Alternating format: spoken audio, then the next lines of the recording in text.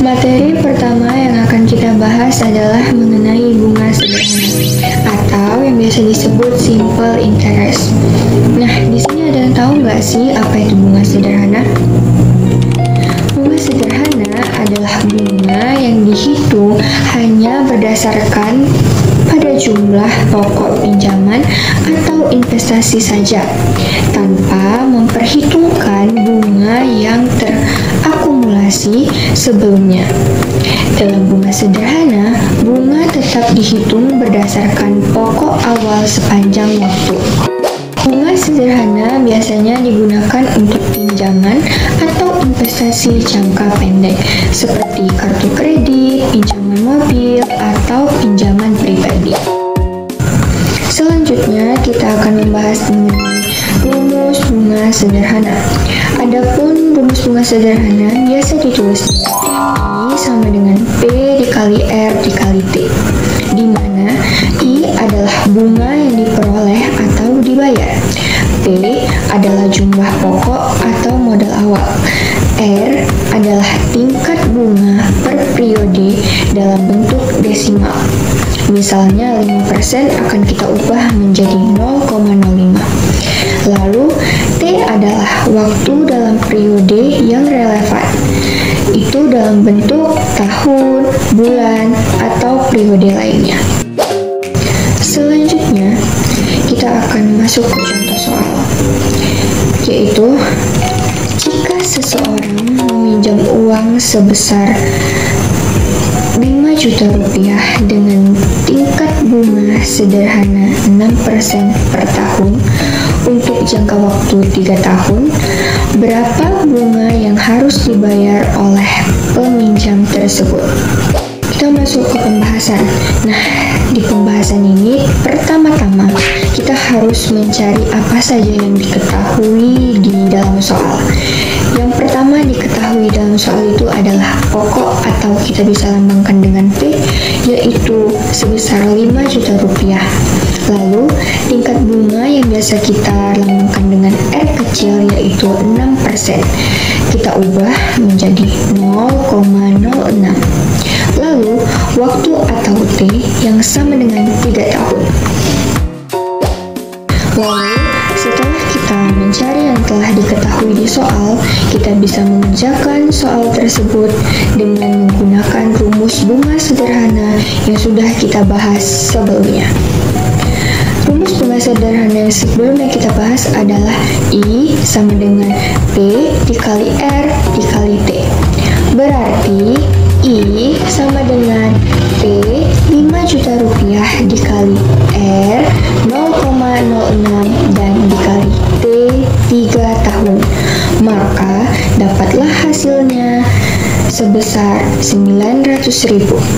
Jadi bunga yang harus dibayar adalah sebesar 900.000.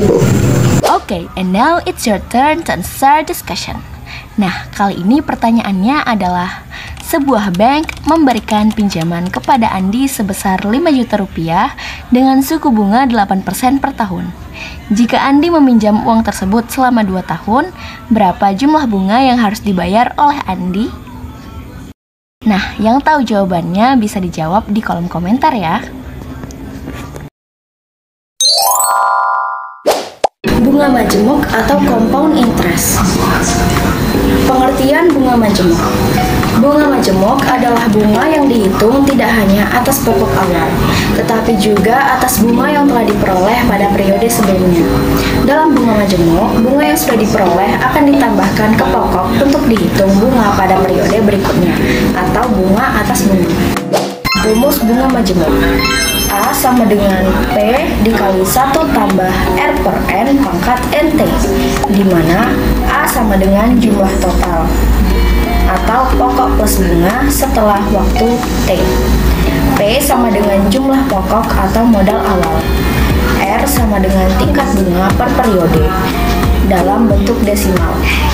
N sama dengan jumlah periode dalam setahun. Misalnya, jika bunga dihitung bulanan, maka N sama dengan 12. T sama dengan waktu dalam tahun. Kita masuk ke contoh soal bunga majemuk. Jika seseorang menginvestasikan 5 juta rupiah dengan bunga majemuk 6% per tahun yang dihitung setiap bulan selama 3 tahun, berapa jumlah uang yang akan dimiliki setelah 3 tahun? Di sini diketahui pokok dilambangkan dengan P sama dengan 5 juta rupiah, tingkat bunga dilambangkan dengan R sama dengan 6% karena didesimalkan jadi 0,06. Periode per tahun dilambangkan dengan N sama dengan 12 karena bunga dihitung setiap bulan.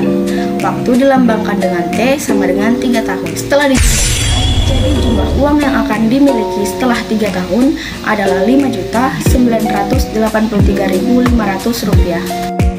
Sekarang giliran kalian untuk jawab pertanyaan ini. Sebuah investasi sebesar 4 juta rupiah diletakkan di bank yang memberikan bunga majemuk sebesar 7% per tahun yang dihitung setiap bulan selama 5 tahun. Berapa jumlah total yang akan diterima setelah 5 tahun? Yang tahu jawabannya, isi di kolom komentar. Obligasi atau surat utang. Obligasi adalah surat utang yang berisi janji dari penerbit untuk membayar bunga dan melunasi pokok utang kepada pemegang obligasi. Obligasi dapat diterbitkan oleh pemerintah atau koperasi dan bisa dimiliki hingga jatuh tempo dan dijual di secondary market. Jenis-jenis obligasi yang pertama, obligasi dijamin. Yang tergolong obligasi dijamin adalah obligasi hipotek, yaitu obligasi yang penerbitnya dijamin dengan satu jaminan tertentu, misalnya real estate. Yang termasuk obligasi dijamin ini adalah obligasi trust yang penerbitnya dijamin oleh saham atau obligasi perusahaan lain. Yang kedua, ada obligasi tidak dijamin. Adalah obligasi yang penerbitnya tidak dijamin dengan satu jaminan. Obligasi ini berisiko sehingga perusahaan menerbitkan obligasi jenis ini akan memberikan tingkat bunga yang tinggi dalam rangka untuk menarik minat calon investor. Selanjutnya, ada obligasi berjangka. Adalah obligasi yang memiliki jatuh tempo dalam satu tanggal. Obligasi serial adalah obligasi yang memiliki jatuh tempo secara serial atau berangsur.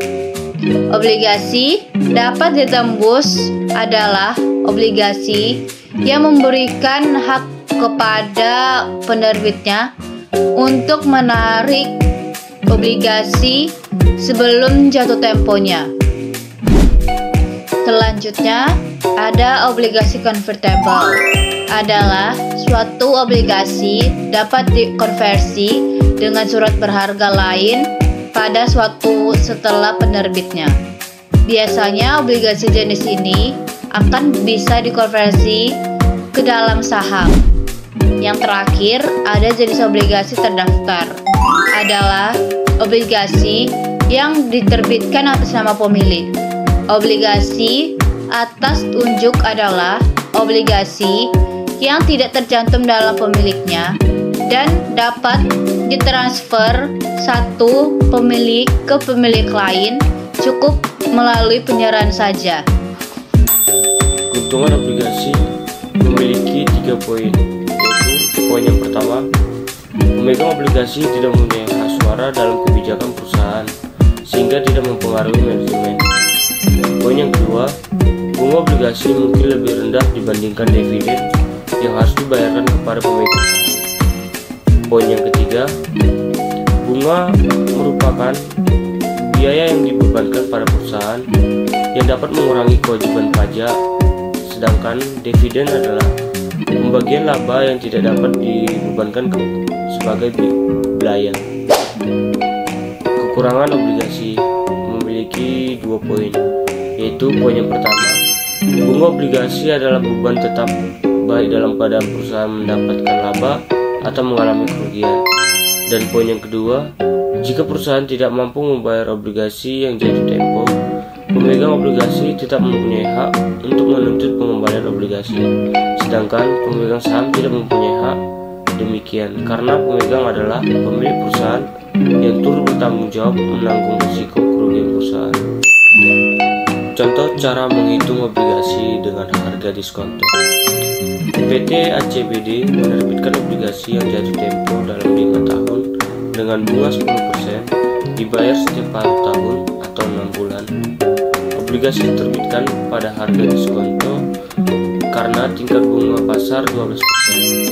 Dari contoh jurnal obligasi ini, harga jual obligasi adalah nilai sekarang dari nilai pokok obligasi atau prinsipal ditambah nilai sekarang dari pembayaran bunga atau kupon payment.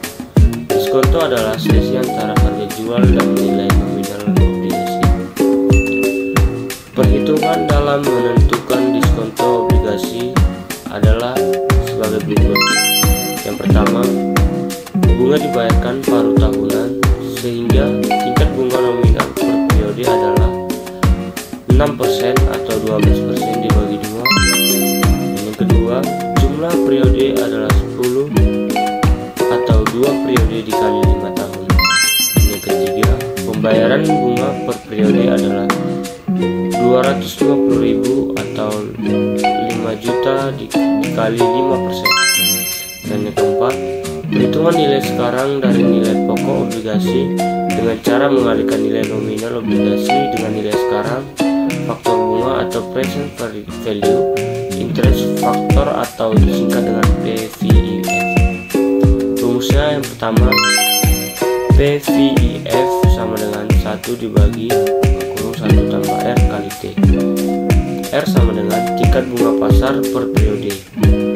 T sama dengan jumlah periode. PVIF sama dengan 1 dibagi 1 ditambah 0,06 dikali 1 sama dengan 0,5584. Nilai sekarang dari nilai pokok obligasi adalah 5 juta dikali 0,5584 sama dengan 2.792.000. Dan rumus yang kedua, kemudian kita perlu menghitung nilai sekarang dari pembayaran bunga. Caranya dengan mengalihkan jumlah pembayaran bunga nominal dengan faktor nilai sekarang dari ordinary annuity atau present value of ordinary annuity atau disingkat PVOA. PVOA ditambah 1 dikurang 1 dibagi 1 tambah R kali T dibagi R. PVOA sama dengan 1 dikurang 1 dibagi 1 tambah 0,06 dikali 10 dibagi 0,06 sama dengan 7,360. Kalikan jumlah pembayaran bunga dengan PVOA untuk mendapatkan nilai sekarang dari bunga. 250.000 dikali 7,3601 sama dengan 1.840.20. Harga jual obligasi sama dengan nilai sekarang pokok obligasi ditambah nilai sekarang bunga, yaitu 2.792.000 ditambah 1.840.020 perak sama dengan 4.632.020 perak. Diskonto obligasi sama dengan 5 juta dikurang 4.632.020 perak sama dengan 367.980 perak. Halo sobat, di sini kita akan membahas rumus dari obligasi. Nah, rumus yang pertama itu ada penilaian harga wajar obligasi tanpa bunga. Rumusnya itu dapat kita lihat, yaitu ada PV sama dengan par per 1 ditambah R pangkat T. Dengan keterangan, par itu adalah nilai nominal. Nilai nominal, misal kita sebagai investor, yang kita beri itu adalah 500.000, maka parnya itu adalah 500.000. R-nya itu tingkat return yang diminta. R ini termasuk dengan diskon yang diberi oleh perusahaan ataupun pemerintah. Sedangkan T ini adalah jumlah periode atau dapat dikatakan itu masa waktu ataupun jangka waktu dari peminjaman. Misal kita memberi 500.000 dalam jangka waktu 3 tahun, maka T-nya itu adalah 3. Rumus yang kedua itu ada penilaian harga wajar obligasi berbunga, yaitu dengan kita lihat rumusnya ada PV sama dengan CPN per 1 tambah R pangkat 1 ditambah CPN per 1 tambah R pangkat 2 ditambah hingga CPN tambah par per 1 tambah R pangkat 1. Di sini sama saja keterangannya dari obligasi tanpa bunga, namun di sini ada tambahan kata CPN di mana artinya yaitu kupon. Kupon ini juga dapat diartikan sebagai bunga. Misal dari rumusnya ini, kita tadi memberi investor 500 dalam jangka waktu 3 tahun, maka rumusnya ini sampai dengan CPN per 1 tambah R pangkat 3. Sekarang ini mari kita masuk ke contoh soal. Soalnya yaitu sebuah obligasi dengan nilai 100 juta. 100 juta ini termasuk dengan nilai nominal ya sobat, dan diberi harga diskon 85. Masa jatuh tempo itu adalah 5 tahun. Obligasi tersebut memberikan kupon tetap sebesar 14% per tahun. Kupon sama dengan bunga. Berapa perolehan yang diterima investor hingga jatuh tempo? Yang dimaksud di sini adalah kita telah dapat keterangannya, nilai nominalnya itu adalah 100 juta. Diskonnya ini adalah 45 dalam jangka waktu 5 tahun dan bunga yang diperoleh ada 14% per tahun. Nah, pembahasannya yang pertama itu kita cari perolehan kupon ataupun bunga. Tadi di soal dikatakan kupon yang diperoleh yaitu 14% per tahun. Maka kita kalikan 14% dikali harga nominal yaitu 100 juta rupiah. 14% dikali 100 juta rupiah sama dengan 14 juta rupiah per tahun. Maka ini kita kali 5. Mengapa dikali 5? Karena 14 juta rupiahnya ini dibayar tiap tahun. Sedangkan jangka waktunya itu ada 5 tahun. Maka 14 dikali 5, maka diperoleh 70 juta. Yang kedua, kita cari diskon. Nah, di akhir tahun kelima memperoleh kembali nilai dari obligasi tersebut sebesar 100 juta. Karena membeli pada harga diskon 85%, maka kita harus cari keuntungan dari diskonnya itu berapa. Nah, caranya yaitu diskonnya dikali dengan harga nominal. Diskonnya tadi 85%, dikali harga nominalnya itu 100 juta. Maka hasilnya adalah 85 juta. 100 juta dikurang 85 juta untuk mencari keuntungan dari diskonnya sobat. 100 juta dikurang 85 juta hasilnya yaitu 15 juta. Nah, dari sini kita dapat menemukan jawabannya yaitu perolehan investor selama menyimpan obligasi tersebut hingga jatuh tempo selama 5 tahun ditambah nilai diskonnya, yaitu kita tambahkan bunganya tadi 70 juta ditambah dengan keuntungan diskonnya berapa? 15 juta. Maka 70 ditambah 15 juta sama dengan 85 juta. Inilah keuntungan yang diperoleh oleh investor. Nah, total yang diperoleh si investor dari keseluruhan yaitu tambahkan dengan harga nilai nominalnya, yaitu jumlahnya 100 juta rupiah ditambah 85 juta rupiah sama dengan 185 juta rupiah. Nah, demikian pembahasan soal serta rumus dari obligasi. Terima kasih. Soal terakhir untuk kalian. Perusahaan global menerbitkan obligasi dengan jangka waktu jatuh tempo 10 tahun dengan nominal 1 juta rupiah dan kupon yang dibayarkan setiap tahun sebesar 80.000 rupiah.